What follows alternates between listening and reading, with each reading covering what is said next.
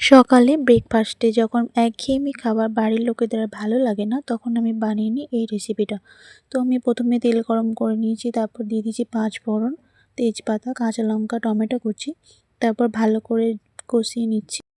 এরপর সিদ্ধ করে রাখা আলুটা দিয়ে দিচ্ছি, ভালো করে নেড়ে চেড়ে এখানে আমি দিয়ে দিচ্ছি হলুদ, লঙ্কা, জিরে। আরও একবার ভালো করে নেড়ে নিয়ে এখানে আমি সাবুদানাটা দিয়ে দিচ্ছি। তো এখানে আমি ছোট সাবুদানা যেটা আছে সেটা ব্যবহার করেছি। এটা আগের দিন ১ ঘন্টা ভিজিয়ে রেখেছিলাম, তারপর এটাকে আমি ব্যবহার করছি। রোজ একঘেয়েমি খাবার যেমন বড়দের ভালো লাগে না, ঠিক সেই রকম ছোটদেরও ভালো লাগে না। ছোটদের জন্য অল্প পরিমাণে ঝাল দিয়ে যদি বানিয়ে দেওয়া যায়, বাড়িতে ছোট বড় প্রত্যেকেই কিন্তু খুব প্রশংসা করবে। ভালো স্বাদের জন্য দিয়ে দিয়েছি আমি চিনি, তারপর উপর থেকে ধনেপাতা কুচি দিয়ে দিয়েছি। এরপর আমার রেডি হয়ে গেছে ড্রাই সাবুর খিচুড়ি।